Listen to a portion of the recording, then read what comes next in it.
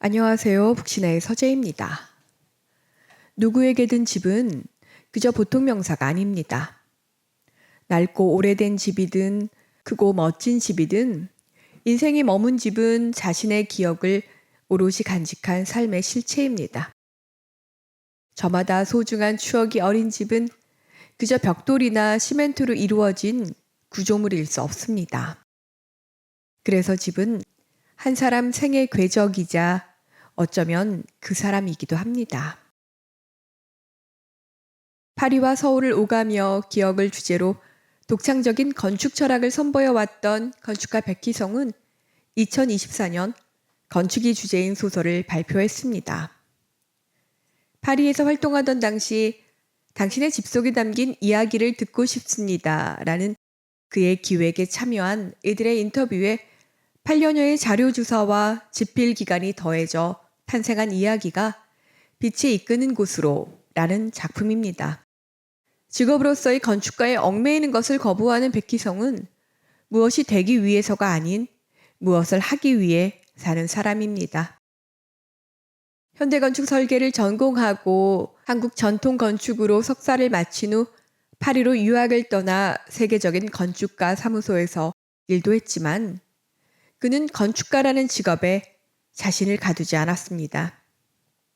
토종 한국인과 파리 지행을 오가는 백희성은 자기 관찰 노트를 20여 년 넘게 써온 집요하고도 철저한 사람이자 여러 개의 꿈을 안고 사는 자유인이기도 합니다.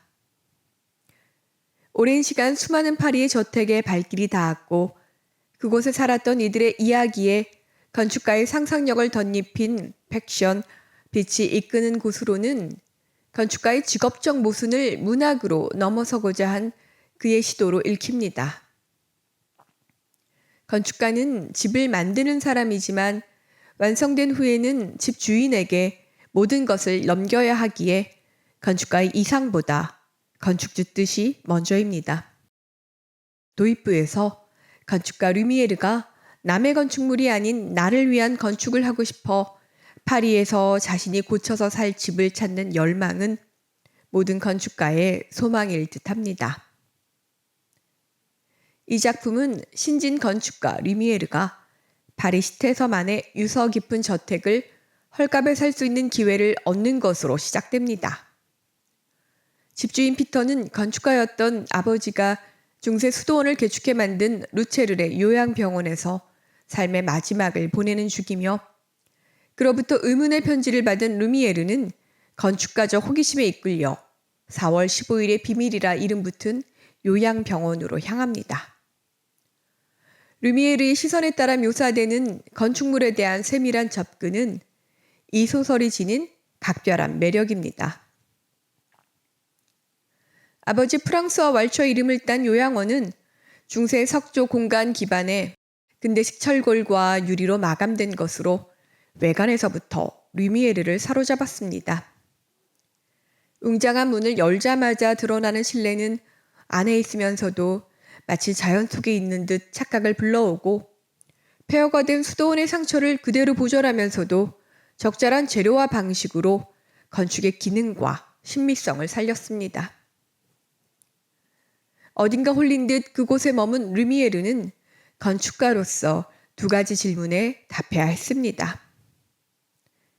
1년 중 단 하루인 4월 15일에만 볼 수 있는 환상적인 빛기둥과 왜 자신이 그 비밀을 밝혀줄 사람으로 선택되었는지에 대한 해답이 그것입니다. 건축가 프랑스와는 아들 피터가 언젠가 밝혀줄 것을 기대하며 루첼은 병원에 파리 저택의 비밀을 여는 열쇠를 감춰두었습니다. 종탑과 바람의 통로, 비밀스러운 도서관 등 수수께끼와도 같은 건축물에 다가서자 드러나는 것은 아나톨 가르니아라는 여성이며 4월 15일은 그녀와 아버지의 교차점입니다. 피터는 아버지가 가족을 버리고 떠난 것을 평생 저주하며 살아왔습니다.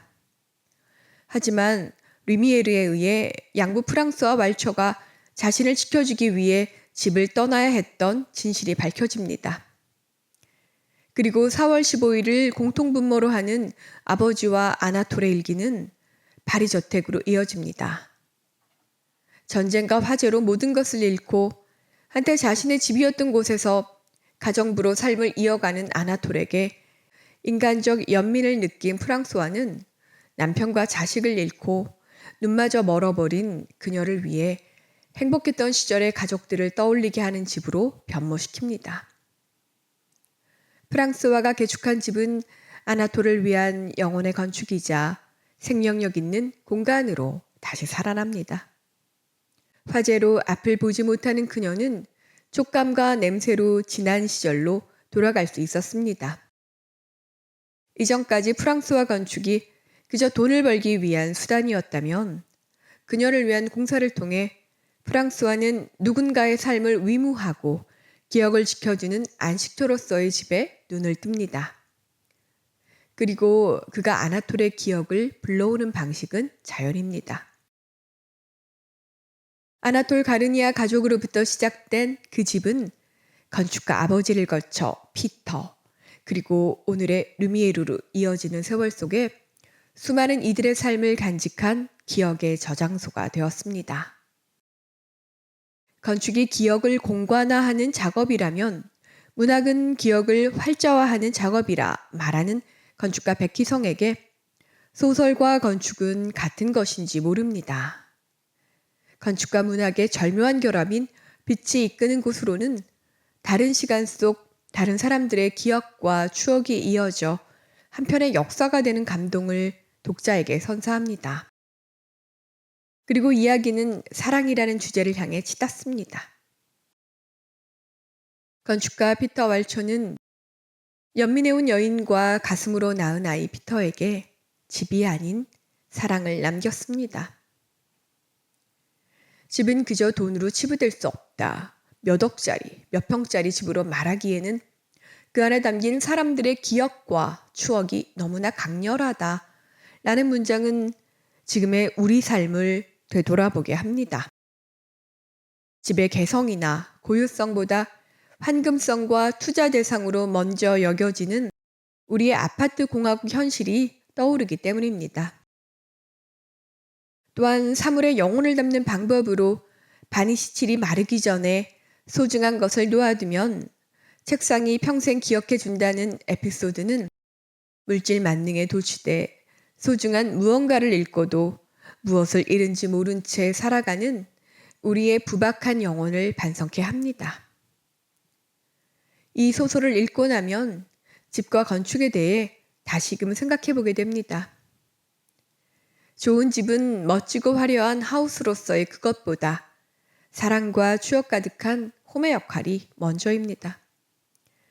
무엇보다 건축이란 앞을 볼 수 있는 이들만의 것이 아님을 증명하듯 눈먼 아나톨을 위한 허브향과 난관, 손잡이 디자인, 빗방울 실로폰 등은 백희성이 어떤 건축가인지 짐작해 해줍니다.